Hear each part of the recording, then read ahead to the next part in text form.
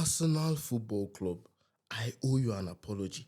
When I saw the Noni Madueke links, I was about to come here and say, Arsenal Football Club, why are you doing this? Why do you keep doing this to your fans? Why have you chosen to become a dumping ground for your bitterest rivals in the whole of football?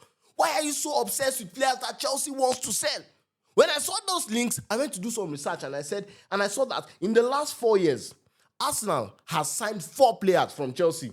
And in the last 5 or 6 years or so, Arsenal have signed at least 1 player from Chelsea. In the 1920 season, they signed David Luiz. In the 2020-21 season, they signed Willian. In the 22-23 season, they signed Jorginho. All these players were past their best. It's not like they're signing them at their prime. No. Then the worst one, the calamity, the disgrace, in the 23-24 season, they signed Havertz from Chelsea for 75 million euros. A player that had flopped, that had not been doing well, that Chelsea was looking for how to sell. Arsenal coughed up 75 million euros for him.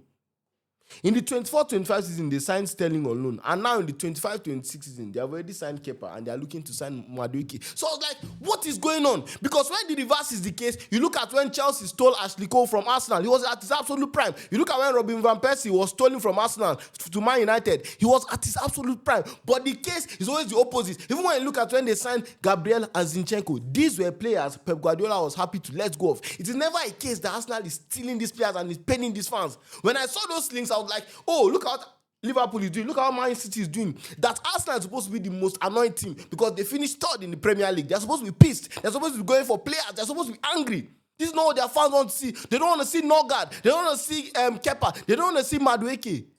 And in the last 24 hours, with what Arsenal has done, I've come here to say, Arsenal Football Club, I am sorry. Please forgive me. Forgive my transgressions. Forgive me for making you angry. Calm down.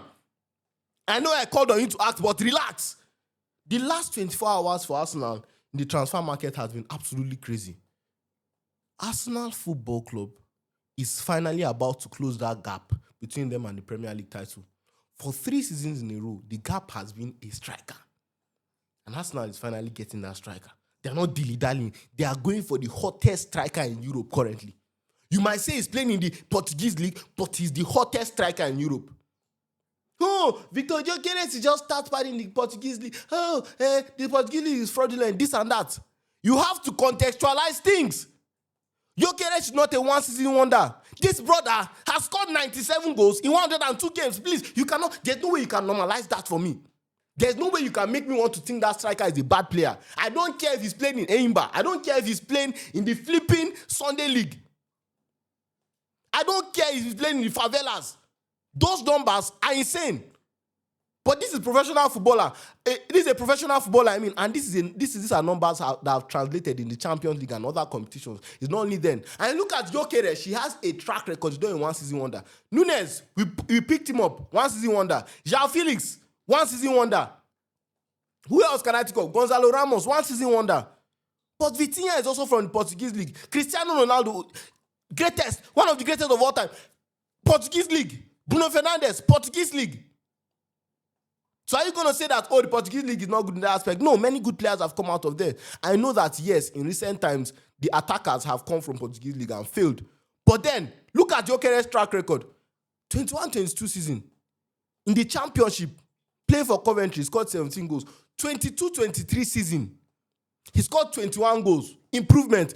23-24 season, he went to the Portuguese league. In 33 games, he scored 29 goals. His first season in the Portuguese league.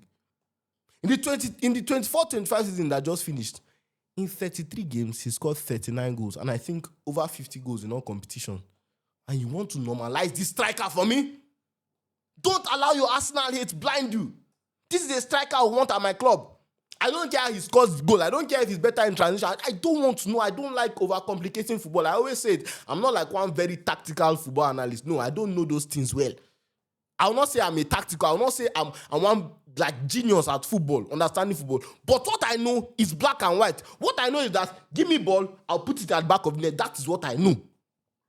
I'm not saying that he's better than Haaland. No. I'm not saying that he's even better than Isak. I'm not even saying that he's better than Mbappe. No. But I'm telling you, this is a guy that has potential to be world class, and him and Arsenal are meeting at the perfect point. He's meeting Arteta at the point of his project where he has to win, and Gyrokeres is going to Arsenal at a point where he has to win. He's 27 years old. He's at his prime. You're not signing a young attacker. No. The players that Arsenal have picked up so far in the transfer window and are looking to pick up are players that are ready to win. Zubimendi is also a bloody good signing.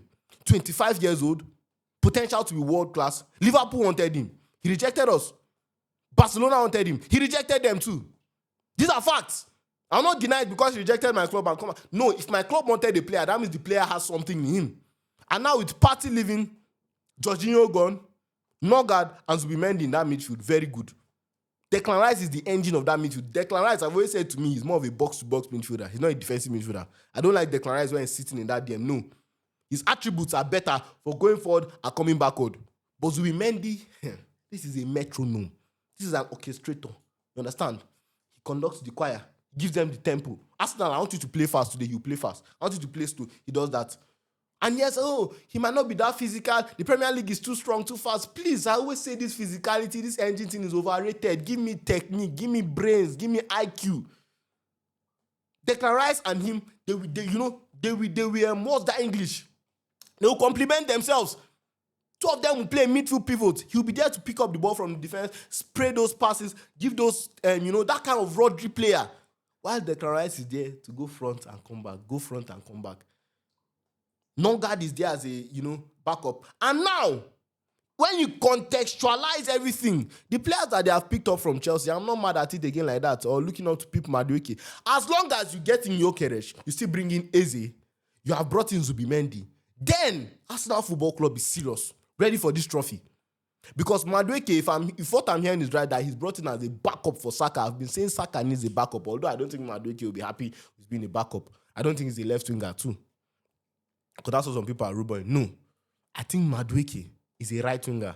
And if he's a backup for Saka, those FA Cup games, Carabao Cup games, Champions League games at times against lower opposition, you play Madueke there and you can bring off Saka sometimes in the 70th minute. Look, Saka was overused.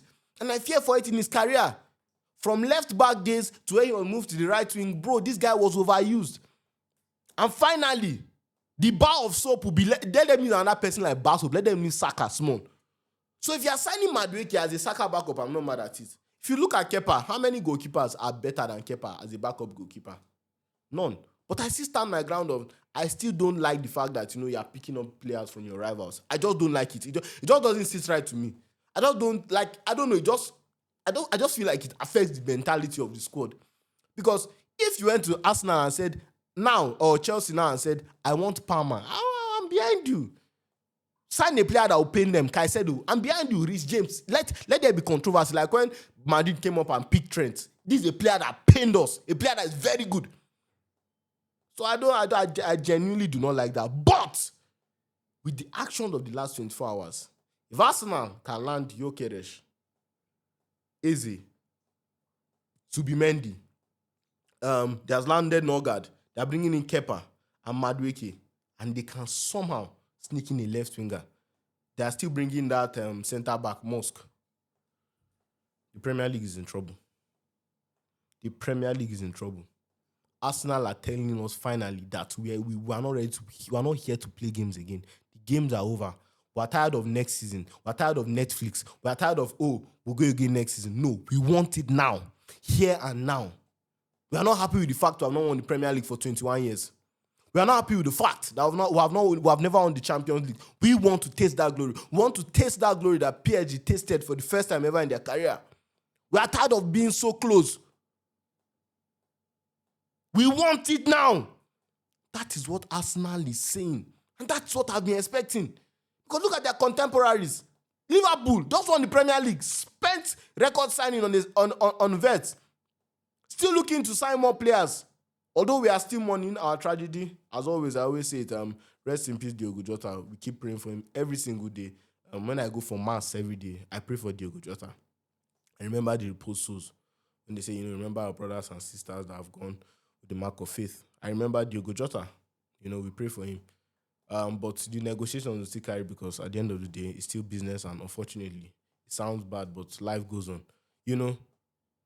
Look at Manchester City, although they didn't do well, flopped at the Club World Cup. They are still going to spend money, and they have spent money. So those are the two people that you look at and say, these are the teams I have to best. So if I have to best them, I have to do more or do exactly what they are doing. Because Arsenal's defense is perfect. It's good enough. There's no problem with Arsenal's defense. It's one of the defense I fear the most in Europe. Their midfield can cope. Their problem in midfield is creativity, and that's where Eze comes in. Now, Gyrokeres, striker, very important. Left winger, they can even manage that left wing position. And Saka, one of the best in the world.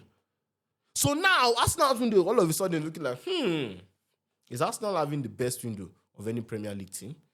But let's see how it goes. Gyrokeres is almost very close to here we go. Like, very close to here we go. And the deal is already done. And kudos to Arsenal.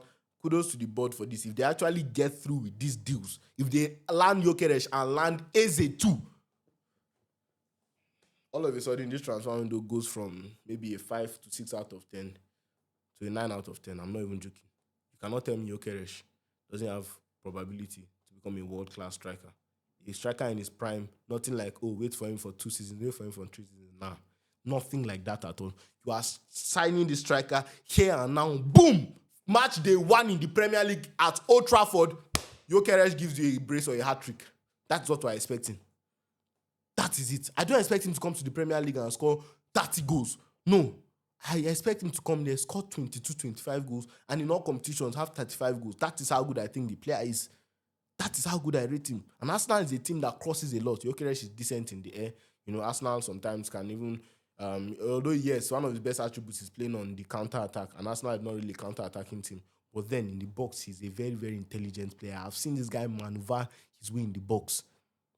I've seen him I've watched him to a decent amount. I'll not say I know him fully, but from what I've seen, brother, Arsenal is getting a very good one.